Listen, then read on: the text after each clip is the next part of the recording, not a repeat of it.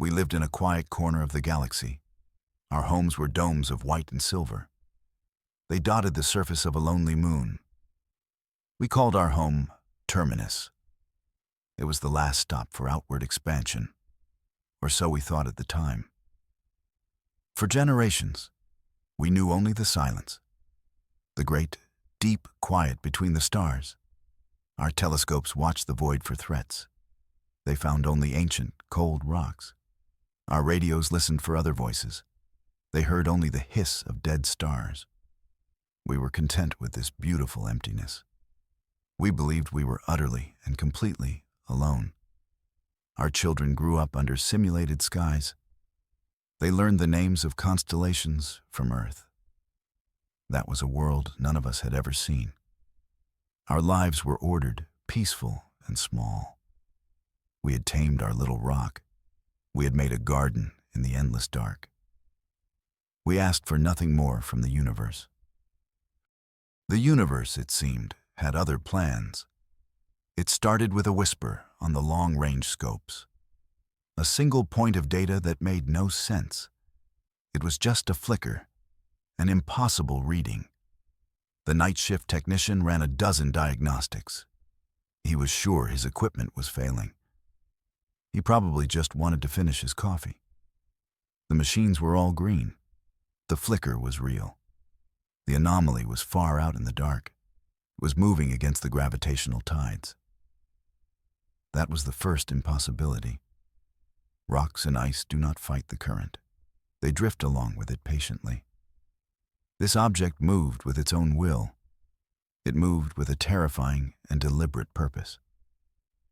We called it the ghost on the sensors. For weeks, it was our private little mystery, a topic of hushed debate in the labs. We tried to scan it with every tool we had. The signals all came back as gibberish. It was like trying to map a cloud. It had a shape, but no real substance. Then, it started getting closer. The ghost was coming for us. The day it arrived, all our alarms screamed at once. The ghost was no longer a distant flicker. It was a shadow falling over our entire world. It moved past the outer system markers. It grew larger in our sky with every second. It was not a ship or a fleet of ships. It was something far stranger and far bigger.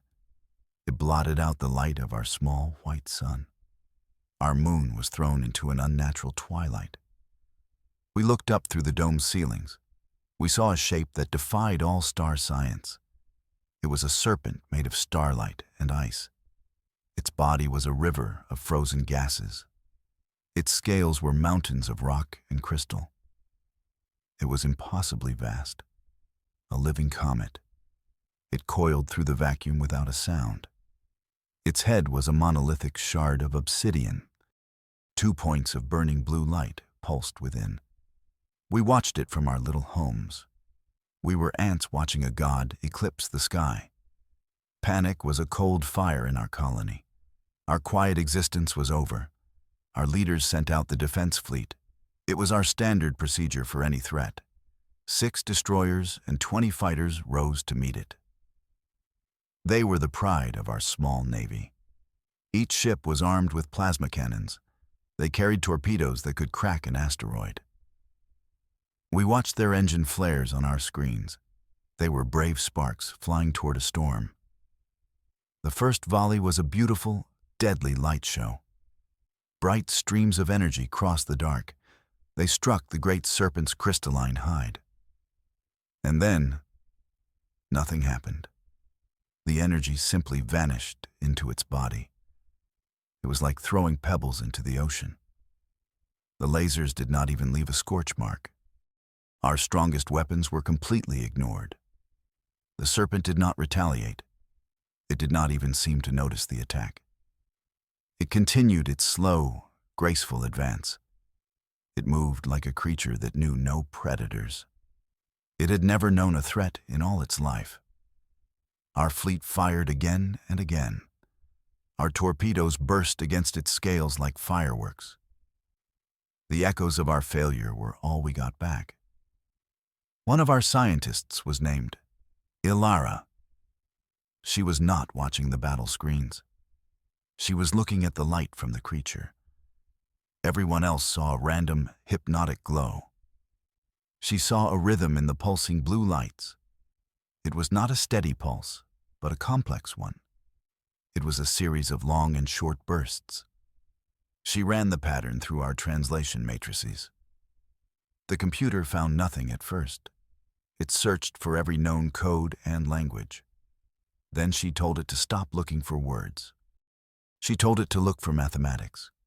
She told it to look for raw concepts, prime numbers, atomic structures, the speed of light. A new pattern emerged on her screen. It was not a signal of anger or aggression. It was not a threat or a declaration of war. It was a map, a desperate plea. The pulses were a language made of pure light. The serpent was not here to conquer us. It was bleeding. It was asking for help. Our military command did not want to listen. They saw only an unstoppable invader. They wanted to use our last resort. A planet cracker missile meant for runaway moons. Using it so close would destroy our own colony. They argued it was better than the alternative. Alara had to fight them. She showed them her data. She begged them for one chance to talk back. She got her chance. We focused our deep space communication lasers. We aimed them at the serpent's massive head. Instead of weaponized frequencies, we sent data. We copied the mathematical language of its light. Our first message was simple. It was the value of pi, a universal constant, a sign of intelligence. We sent the signal into the void. Then we waited. The silence was heavier than ever before. Our fleet had fallen back, their weapons cold. The serpent continued its slow, inexorable crawl. For a full minute, nothing changed. We thought we had failed. Then, the great beast stopped. Its vast body became still against the stars. The blue lights in its head pulsed once more. This time, the message was clear. It was a feeling more than a word. Gratitude. We opened a full communication channel. Our lasers danced with its internal light.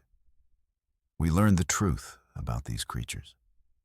They were called the Star, weavers, by their own kind. They were ancient beings, born in the hearts of stars. They swam the galactic currents for eons. They fed on the rich hydrogen of young nebulae. This one was old, and it was starving. It had been wounded in a collision with a rogue planet. Its navigation was damaged. It could not find its way to a feeding ground. It was slowly dying in the empty space near our home. It had seen the light of our colony. It came to us as a last, desperate hope. There was a choice before us now. We could fear it or we could help it. We chose to help. Our star charts showed a young nebula. It was dense with the gases the Weaver needed. It was 3 weeks away at our best speed. For the Weaver, it was an impossible distance. We made an offering of trust. We sent out our smallest, fastest ships. They would act as guides. They would light the path for the starving god. Our little ships looked like pilot fish. They swarmed around the Weaver's immense head. It was an act of incredible faith on both sides. The Weaver had to trust our navigation. We had to trust it would not crush us. The great journey began. We guided the Star, Weaver, away from our home. Our ships were tiny lanterns leading a Leviathan. One of our pilots was a woman named Kaylin. She was a daredevil, even by pilot standards. She was known for flying too close to asteroid belts. She loved pushing her ship to its limits. She flew one of the guide ships. She felt something strange as she flew near the Weaver. An energy field. It seemed to hum against her hull. She became obsessed with this aura. The scientists warned her to keep a safe distance. They said the field was unpredictable. Kaylin saw something else. She saw an invitation. One day, She turned off her sublight engines. She let her fighter drift into the glowing energy. She did not ask for permission. She just did it. Some people just want to touch the fire. Her ship's systems should have overloaded. Instead, something incredible happened. The energy field wrapped around her ship. It cradled it like a gentle hand. Her monitors showed her speed increasing. She was moving faster than her engines could push her. She was not just flying alongside the Weaver. She was being carried by it. She became the first human to ride a star. Kaylin's experience changed everything. She described a connection, a nonverbal link with the star, Weaver's mind. She could feel its ancient thoughts. She felt its gratitude, its pain, its immense loneliness. She understood that the Weaver was not just an animal. It was a thinking, feeling being of immense power. We sent more pilots into the aura. Each one felt the same profound connection. The Weavers, as we learned to call them, had a hive mind. They communicated through these energy fields. They could share thoughts, emotions, and sensations. It was a bond forged not of words, but of pure empathy. We finally understood what they needed to survive. They needed the rich gases of nebulae, but they also needed companionship. They had been alone in the void for too long. Their numbers were dwindling across the galaxy. In return for our help and our company, they gave us the universe. They showed us how to travel within their auras. We could cross immense distances in an instant. It was faster than any drive we could ever build. A new era began for humanity. The generation of the Star Riders was born. Our children no longer learned about distant Earth. They learned to bond with a Weaver. They learned to navigate the star-born currents, to ride on the backs of living comets. It was a skill that was part art, part science. It required courage, trust, and an open heart. We left Terminus behind. We left our small moon and our quiet lives. Humanity scattered across the stars. We built new colonies on 100 worlds. We settled planets with strange, beautiful skies. We were no longer confined to our cradle. We could go anywhere. The galaxy was our new home. We owed it all to the star, Weavers. Our new lives were a golden age. We had everything we could ever want. We had new worlds, new resources, and new friends. But the universe is never truly peaceful. In the deep dark between galaxies, something was stirring. We discovered a terrible truth on our journeys. Our friends, the Weavers, were being hunted. We found the first one near a system we called Erebus. It was a dead Weaver. Its beautiful crystalline body was shattered. Its light was gone. It was a cold, broken mountain, adrift in space. We could feel the echo of its death through our own Weavers. It was a scream of terror that echoed across the years. We were not the only other intelligence in the void. We called them the Hunters. We never saw them clearly at first. They were shadows that moved at the edge of our sensors. They left behind only destruction. We found more dead Weavers. We found worlds they had visited turned to glass. Something ancient and vast was preying on our allies. They were methodical. They were relentless. They were coming. We could have run. Humanity could have retreated to a quiet system. We could have hidden behind our weapons. We could have abandoned the Weavers to their fate. After all, the Hunters were not hunting us. But we made a different choice. The Weavers were our friends. They had given us the stars. We would not turn our backs on them now. Humanity made a vow to protect them. Across our many new worlds, a single purpose emerged. We would become the guardians of the star, Weavers. Our factories stopped building colony ships. They began building warships. These were not the clumsy destroyers of the past. These were ships designed to fly with gods. They were fast, agile, and powerful. They were designed to fight alongside our allies. Our greatest minds worked on new weapons. We needed something that could hurt shadows. We developed lances of focused gravity. We created shields that could warp space itself. Our pilots trained for a new kind of war. They learned to sync their attacks with the Weavers. They learned to fight as a single, unified force. A fusion of human steel and serpent fire. The day of the battle came. The hunters arrived in the system of a broken world. They did not come as a fleet. They came as a swarm. Thousands of sharp, black ships. They moved like insects. A single, hateful intelligence drove them all. They swarmed toward the last surviving Weaver in that sector. They moved to consume its light. We met them there. Our new warships flew out from behind a dead moon. The Weaver we were protecting let out a cry of challenge. It was a song of light and fury. Our fleets moved in perfect formation at its side. The hunters did not hesitate. The swarm descended upon us. The battle for the broken worlds had begun. The void ignited with weapon fire. The hunters were fast and numerous. Their ships were blades of pure darkness. They fired weapons that drained energy. Our shields buckled under their assault. For every hunter we destroyed, 3 more took its place. They crashed against our hulls in suicide runs. They were relentless and without fear. But we were not just human anymore.